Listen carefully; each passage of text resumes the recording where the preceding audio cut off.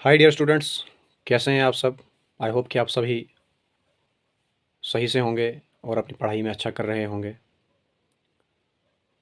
स्वागत है आप सभी का आप ही के अपने चैनल द मैथमेटिक्स में। आज हम एक्सरसाइज 1.1 का क्वेश्चन नंबर सेकंड करने जा रहे हैं इस वीडियो में। तो क्वेश्चन यहाँ पे है, show that any positive odd integer is in the form 6q+1, 6q+3, 6q+5 और आगे लिखा है where q is some integer. Question को ध्यान से समझिएगा। कहता है कि हमें क्या करना है, कोई भी एक पॉजिटिव ऑड इंटीजर जो है उसको हमें इस फॉर्म में शो करना है। किस फॉर्म में? 6q+1 में, या 6q+3, या 6q+5। और ये जो q है, q का मतलब यहाँ पे कोशेंट है, ठीक है। और यहाँ पे जो इन्होंने आगे लिखा है कि q इज सम इंटीजर, मतलब ये कोई भी एक इंटीजर जो हमारा कोशेंट है वो कोई भी एक इंटीजर नंबर हो सकता है। तो चलिए शुरू करते हैं। क्वेश्चन मैंने लिख के रखा हुआ है यहाँ पर, यही क्वेश्चन जो यहाँ आपकी बुक पे लिखा हुआ है वही मैंने यहाँ पे लिखा है। तो इसका सॉल्यूशन जो है हम शुरू करते हैं। यहाँ पर लिखा है कि हमें क्या करना है, किसी भी पॉजिटिव ऑड इंटीजर को इस फॉर्म में लिखना है, यही हमने शो करना है। तो चलिए हम क्या कर लेते हैं, लेट कर लेते हैं, लेट ए, सपोज कर लेते हैं let a be the any positive integer which can be written, which can be written as in the form of 1 6q+3 6q+5। हमने क्या लिखा, जो क्वेश्चन में हमें बताया गया था वही हमने रिपीट किया। हमने क्या लिखा, लेट हमने ए कर लिया, जो पॉजिटिव ऑड इंटीजर जो हमने शो करना है उसको हमने ए मान लिया, और हमने लिखा कि which can be written as in the form of, जिसको हम इस फॉर्म में लिख सकते हैं। अब देखिए यहाँ पर वही चीज़ अप्लाई होगी, यूक्लिड्स एल्गोरिदम। अब यूक्लिड्स का जो एल्गोरिदम वो क्या है, हम यहाँ पे फिर से लिखते हैं, let a is equal to b multiplied by q plus में आर, ठीक है। अब ये जो है ये क्या है, ये यूक्लिड्स एल्गोरिदम है। तो इसको ब्रैकेट में थोड़ा सा हम शो कर लेते हैं, यूक्लिड्स, यहाँ लिख लेंगे यूक्लिड्स एल्गोरिदम, ठीक। ये हमारा हो गया dividend is equal to divisor into quotient plus remainder, यही तो यूक्लिड्स एल्गोरिदम है। अब देखिए वहां पर हम क्या लिख लेते हैं, जहां पर हम यहाँ पे ये भी लिख लेंगे कि वेयर जो बी है हमारा, जिसको हम डिवाइजर मान के चलेंगे, वो क्या है, 6 है। क्योंकि जैसा कि आप यहाँ पे वैल्यू में देख पा रहे होंगे कि ये जो डिवाइजर है वो इसके किसके मल्टीप्लाई में है, इसके कोशेंट के मल्टीप्लाई में है, और ऐसा ही होता भी है।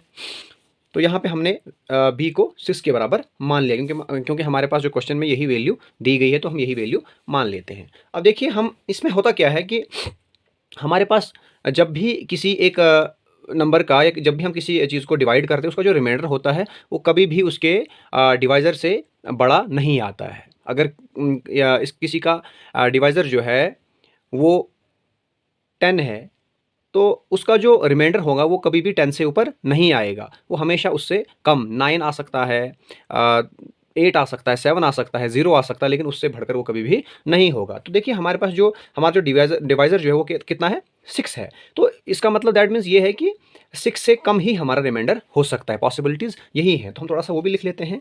ये आपको लिखना ही लिखना है, आप समझ लीजिए, आपको ये याद करना पड़ेगा। थोड़ा सा आपने इसको याद करके रखना है कि हमने जो हमारी जो फॉर्मेशन है क्वेश्चन की, जो हम सोल्यूशन करेंगे वो हमने इसी तरह से लिखना है। हम लिखते हैं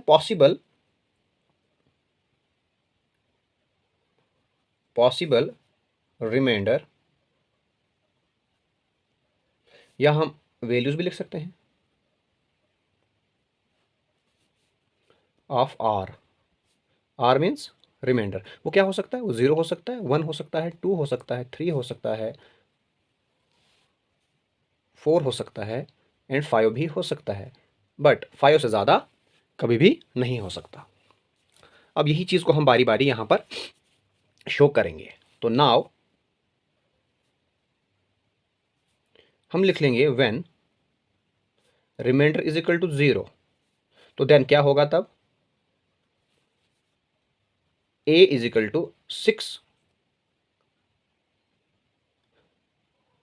क्वोशंट हम मान लेते हैं 1 होगा, प्लस कर लेते हैं क्योंकि रिमाइंडर हमारा 0 है, तो इसकी जो वैल्यू होगी वो क्या बनेगी, 6 इंटू 1 प्लस 0, तो ये 6 ही रहेगा, 6 क्यू। और जो 6 है ये हमारे पास कौन सा नंबर आ रहा है, एक इवन नंबर आ रहा है।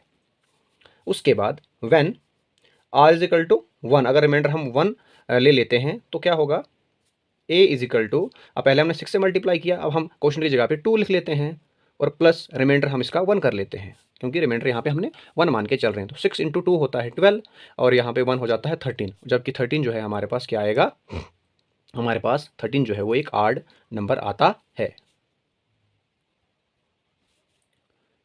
सॉरी, अब यहाँ पे इस क्यू को हटा दीजिएगा। अगर हम रिमाइंडर 2 ले लेते हैं तो क्या होगा, a इज इक्वल टू 6, अब 2 से हुआ था, अब 3 से, और रिमाइंडर हमने यहाँ पे 2 लिया है तो हम 2 ही लेंगे। तो 6 3 18 प्लस 2 कितना होता है 20। अब हमारे पास ये नंबर भी कौन सा आता है, ये भी इवन नंबर आता है। अगर हम रिमाइंडर 3 ले लेते हैं तो क्या होगा, a is equal to 6 into 4 plus remainder कितना 3, तो कितना क्या नंबर आएगा, 6 4 ज़र होता है 24 और 24 और 3 होता है 27, जबकि हमारे पास ये एक आड नंबर आएगा। अगर हम रिमाइंडर 4 ले लेते हैं तो क्या होगा, a is equal to 6 into 5 plus remainder 4, 6 5 30 और 4 कितना होता है 34, और ये हमारे पास कौन सा नंबर आता है, एक आड नंबर, सॉरी इवन नंबर आता है। अगर हम रिमाइंडर 5 मान लेते हैं तो क्या होगा, a is equal to 6 into 6 plus remainder कितना 5, तो 6 6 36 और 36 और 5 कितना होता है 41, और 41 जो है वो एक ऑड नंबर है। ऑड और इवन के बारे में आपको अच्छे से पता है। तो हमारे पास जो पॉसिबिलिटीज़ थी वो कितनी थी 5 तक, और हमने बारी बारी रिमाइंडर को 0 1 2 3 4 और 5 मान के हम चले, और हमने क्या देखा, अगर हम 1 से इसको यहाँ पे मल्टीप्लाई करते हैं तो हमारे पास जो नंबर आएगा वो हमारे पास क्या आएगा, एक इवन नंबर आएगा। अगर हम इसका रिमाइंडर 1 मान लेते हैं तो हमारे पास आड नंबर आ रहा है, और अगर हम 2 मान लेते हैं तो इवन नंबर आ रहा है, और 3 मान लेते हैं तो फिर से आड नंबर आ रहा है, 4 मानने से हमें इवन नंबर मिल रहा है, और 5 मानने से हमें यहाँ पर 5 इसका रिमाइंडर मानने से हमें आड नंबर आ रहा है। तो हमारे पास एक तो ये वाला आड नंबर आ गया, एक हमारे पास ये वाला आड नंबर आ गया, और ये एक तो हमारे पास ये नंबर आड आ गया। अब हमने क्या देखना है कि जो आड नंबर आया वो किससे आया, देखिए यहाँ पर रिमाइंडर 5 रखने से, यहाँ पे रिमाइंडर 3 रखने से, और यहाँ पे रिमाइंडर 1 रखने से। तो यही तो हमें शो करना था। तो चलिए हम लिख लेते हैं, therefore the any positive odd integer